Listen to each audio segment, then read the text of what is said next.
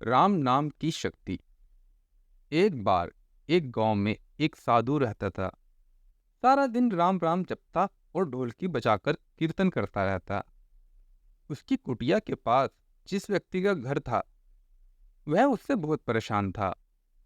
एक दिन वह व्यक्ति गुस्से में उस साधु की कुटिया में चला गया और कहने लगा कि तुम क्या दिन रात राम राम रटते रहते हो।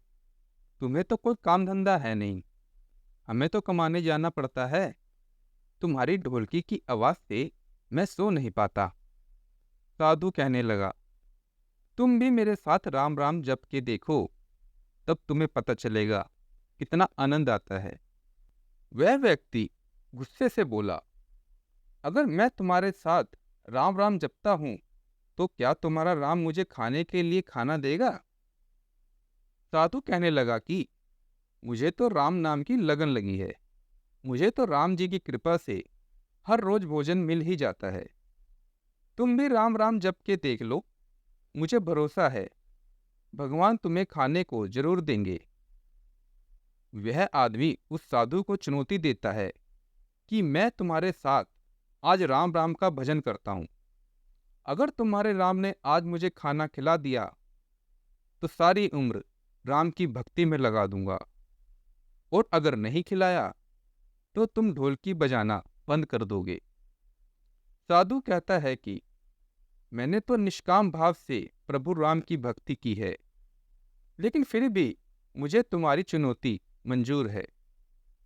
व्यक्ति साधु के साथ बैठकर राम नाम का जाप करता है, पर मन में निश्चय करता है कि चाहे कुछ भी हो जाए मैं आज भोजन नहीं करूंगा।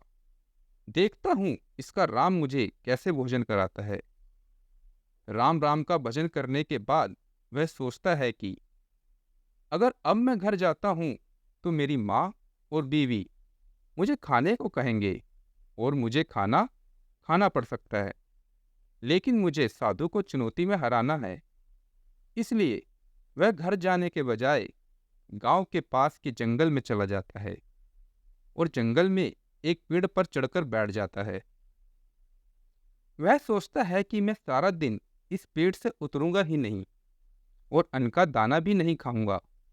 इस तरह मैं साधु को हरा दूंगा और उसका ढोलकी बजाना बंद हो जाएगा। कुछ देर बाद उस जंगल से एक बंजारों की टोली गुजरती है। उन्हें भूख लगी होती है, तो बंजारों का सरदार कहता है कि आग जलाकर यहीं पर खाना बना लो। अब खाना खाकर ही आगे बढ़ेंगे। खाना बनकर तैयार हो जाता है। बंजारे खाना खाने वाले ही होते हैं कि इतनी देर में बंजारों को सूचना मिलती है कि पीछे से डाकू आ रहे हैं। तो बंजारों का सरदार कहता है कि हमें यहाँ से चले जाना चाहिए, डाकू हमारा सब कुछ लूट सकते हैं। वे बंजारे खाना वहीं छोड़कर चले जाते हैं। वह आदमी पेड़ पर चढ़ा सब कुछ देख रहा था। कुछ समय बाद डाकू वहां पहुंच जाते हैं। भोजन को देखकर डाकू कहते हैं कि खुशबू तो बहुत अच्छी आ रही है, लेकिन ये भोजन बनाया किसने। वाह, बनाने के बाद खाया क्यों नहीं। कहीं किसी की चाल तो नहीं हमें फंसाने की। हो सकता है इस भोजन में जहर हो। डाकू लोग अभी ये सोच ही रहे थे कि उसी समय डाकुओं के सरदार की नजर उस व्यक्ति पर पड़ी। वह उसे नीचे आने का आदेश देते हैं। डाकू उस व्यक्ति से पूछते हैं, हमें मारने के लिए क्या भोजन तुमने बनाया है। वह बेचारा हाथ जोड़कर कहता है कि मैंने ये भोजन नहीं बनाया, इसमें जहर नहीं है। ये भोजन बंजारों ने बनाया है। आपके आने की खबर सुनकर वह यहाँ से भाग गए, लेकिन डाकुओं के आगे उसकी एक नहीं चली। डाकू उससे कहते हैं कि अब तुम्हें ये भोजन खाकर दिखाना पड़ेगा, क्योंकि हमें लगता है कि तुमने ही ये भोजन बनाया है और इसमें जहर मिलाया है। अब तुम ही सबसे पहले यह भोजन खाओगे। वह जिद पर अड़ा रहता है कि मैं ये भोजन नहीं खाऊंगा, किसी कीमत पर नहीं खाऊंगा। डाकुओं का शक और गहरा हो जाता है और अब वो बंदूक की नोक उसके सिर पर रखकर कहते हैं, तुझे ये भोजन खाना पड़ेगा, नहीं तो गोली खानी पड़ेगी। वह व्यक्ति डर के मारे भोजन करने लगता है। अगर नहीं करता तो गोली खानी पड़ती। वह व्यक्ति भोजन कर रहा होता है और साधु को याद करते करते आंसू उसकी आंखों से बह रहे होते हैं।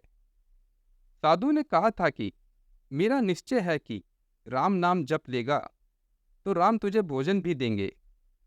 उसके भोजन करने के बाद डाकुओं ने उसे छोड़ दिया।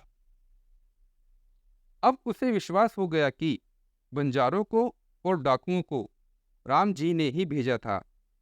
वह सीधा साधु की कुटिया में जाता है और जाकर उनके चरणों में प्रणाम करता है और उन्हें सारा वृत्तांत सुनाता है।